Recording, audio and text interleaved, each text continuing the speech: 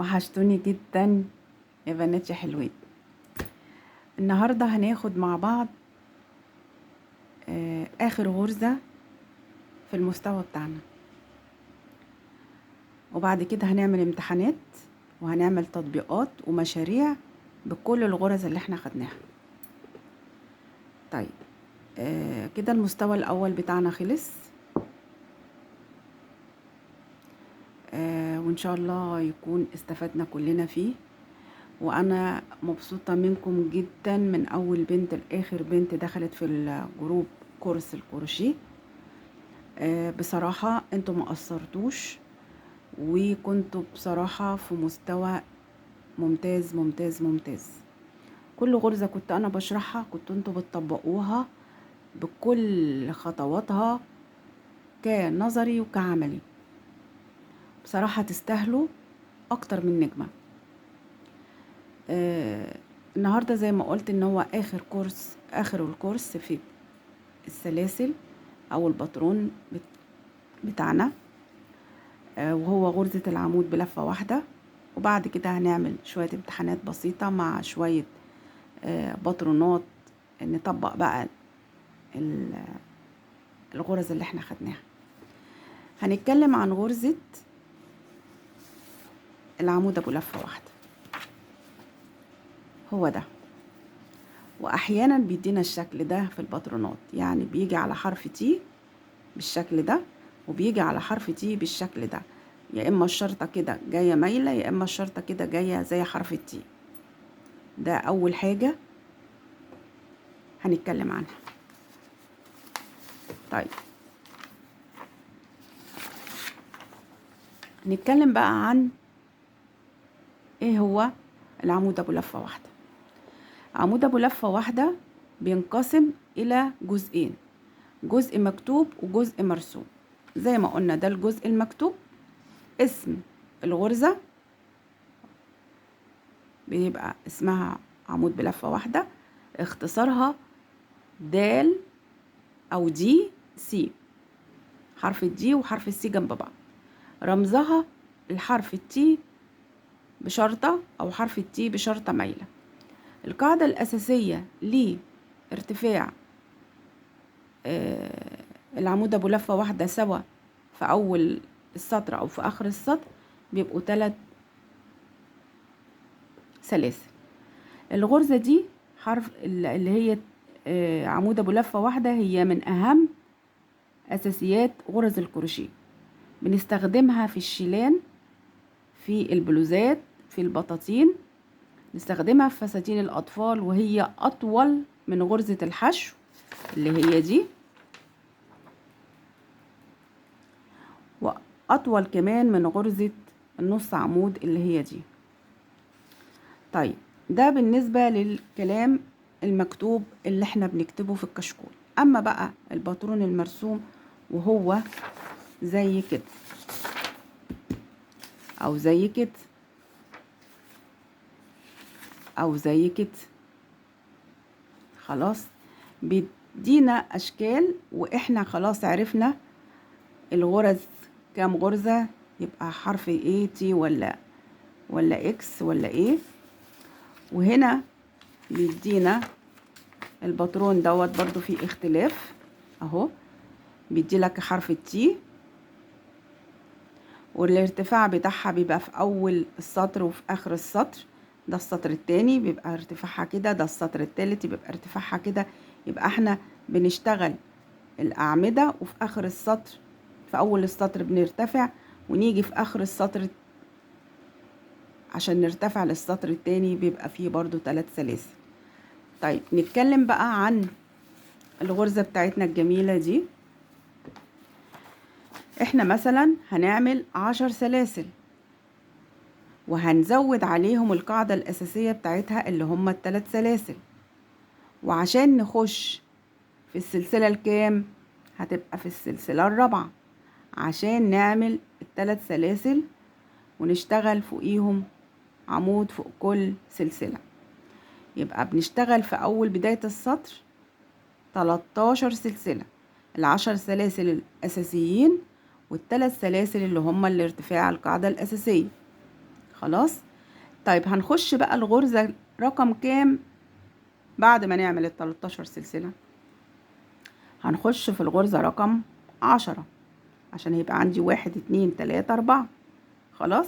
وهيبقى الغرزة بتاعتي أول عمود هتبقى هنا في رقم 10، ورقم 9 هنخش نعمل فيها عمود، 8 هنعمل فيها عمود، و7 هنعمل فيها عمود، و6 هنعمل فيها عمود، و5 هنعمل فيها عمود، والسلسلة الرابعة هنعمل فيها عمود، والسلسلة التالتة عمود، والسلسلة التانية عمود، والسلسلة الأولى هتبقى عمود.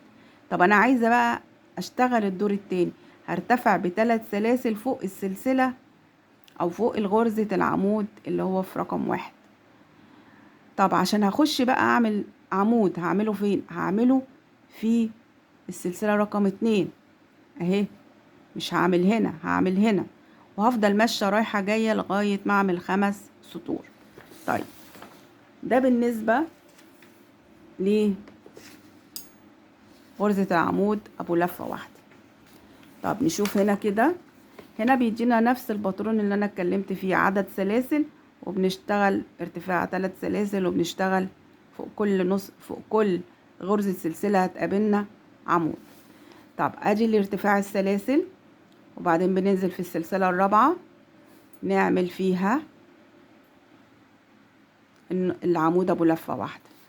ده بيبقى شكله، بيبقى عندي 3 حلقات وحلقة على الإبرة، يبقى 4. بنخرج من حلقتين ونلف الخيط، ونخرج من حلقتين ونلف الخيط، ونخرج من حلقتين، بنمشي بيها 3 خطوات عشان يدينا الشكل ده. فاحنا هننفذه مع بعض دلوقتي. ده الشكل بتاعنا لما بيخلص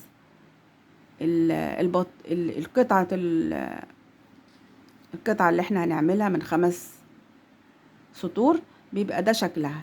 بنخش في كل راس عمود، ده يعني راس عمود، في كل عمود نخش في راسه كده نعمل عمود، وما ننساش اول العمود وفي اخر العمود بنشتغل فيه لغاية ما نوصل لاخر السطر اللي احنا عايزينه.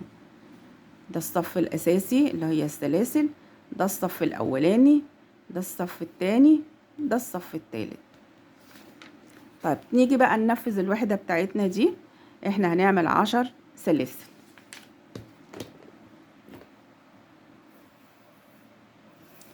ادي السلسلة بتاعتنا، الخيط بتاعنا هنكبر شوية. ادي الخيط. هعمل ايه؟ هعمل عقدة البداية وهرتفع 1 2 3 4 5 6 7 8 9 10. دول الأساسيين بتوعنا. طيب احنا عايزين نعمل عمود بلفة واحدة، يبقى القاعدة بتاعته 1 2 3. خلاص، يبقى عندي 13 سلسلة. المارك بتاعنا بقى دوره هيجي، احنا هنا في آخر سلسلة ابتدينا بيها هتبقى هي أول سلسلة اهي. خلاص، نيجي بقى هنا فوق. احنا عملنا كام سلسلة؟ عملنا 13. ادي 1 2 3. خلاص، 4. هنخش في سلسلة رقم 4.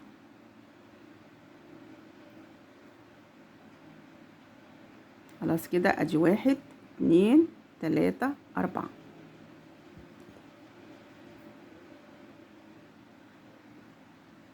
أربعة دي اللي هي السلسلة رقم 10. من هنا لهنا 10 سلاسل، ودول ال3 سلاسل الارتفاع اللي احنا قلنا عليهم القاعدة الأساسية. هلف الخيط وهخش فين؟ في السلسلة اللي فيها المارك. يبقى عندي 3 حلقات على الإبر. هلف الخيط واخرج من حلقتين، هيتبقى عندي حلقتين. هلف الخيط واخرج من حلقتين، يبقى كده انا عملت تاني عمود. طيب هخش بقى في السلسلة اللي بعد المارك.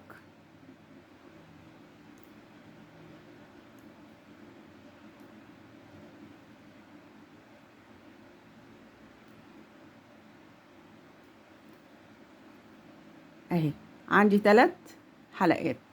هلف الخيط واخرج من حلقتين، هيتبقى عندي حلقتين، الف الخيط واخرج من حلقتين، يبقى ده كان تالت عمود عملته. هفضل ماشيه كده لغايه ما اخلص السطور بتاعتي كلها، الف الخيط واخرج من حلقتين، الف الخيط واخرج من حلقتين. اراعي الحته دي عشان ما اخشش في عمود مرتين. اهو كل سلسله بخش فيها بعمل عمود.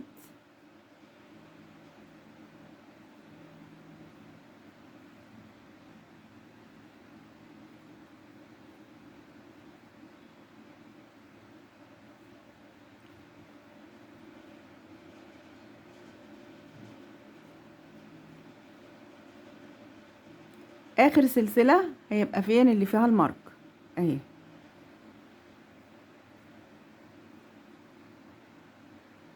خلاص كده. طيب هعمل ايه في ايه تاني؟ بصوا يا جماعه، انا واقفه فين؟ في العمود ده، هشتغل في العمود اللي جنبه. خلاص، والعمود ده الاخير هحط فيه مارك عشان ما انساش وما اشتغلش فيه، لازم اشتغل فيه. انا كده واقفه فين؟ في العمود اللي فيه المارك. هشتغل 1 2 3، هلف الخيط بتاعي كده والف الشغل. هشتغل بقى العمود بتاعي فين؟ هشتغله هنا ولا هشتغله هنا؟ لا، هشتغله في اللي هو فيه المارك اهو.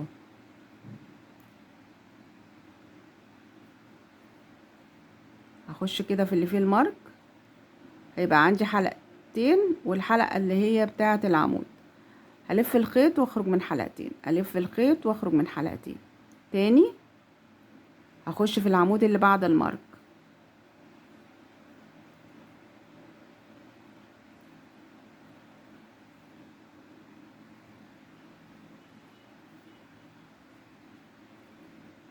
هفضل ماشيه كده لغايه ما اوصل لغايه الماركت اللي هناك.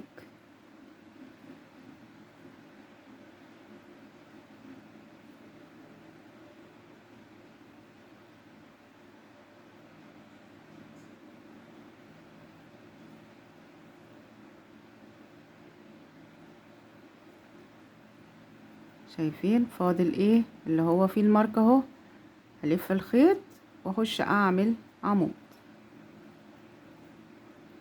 اهي. القطعه ماشيه مستقيمه، ما فيهاش اي سطر طالع لفوق ولا سطر نازل لتحت ولا معمول فيه حاجه اهو. هتفضلي شغاله كده 5 سطور، عايزه 5 سطور بالشكل ده، هتطلع بالشكل دي. فوق كل راس عمود بشتغل عمود، العمود الاولاني زي العمود الاخراني، يبقى هنا عندي 10، يبقى هنا عندي 10، يبقى هنا عندي 10. خلاص، هستناكم بقى يا حبايب قلبي تعملولي الوحدة دي. بالتوفيق بإذن الله، ومن أول الدرس الجاي هيبقى كلها مشاريع، هنعمل مشاريع حلوة قوي بكل الغرز اللي احنا خدناها.